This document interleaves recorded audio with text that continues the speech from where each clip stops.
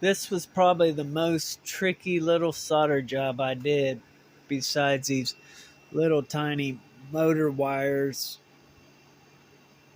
that's on this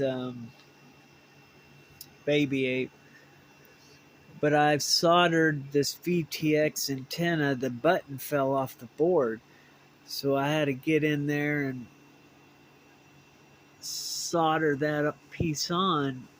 And if you could look on this side here, you'll see that my cat, you'll see that I had to be careful because there was a other components right next to the. It's very hard to see. It's so small. I don't have a scope or nothing.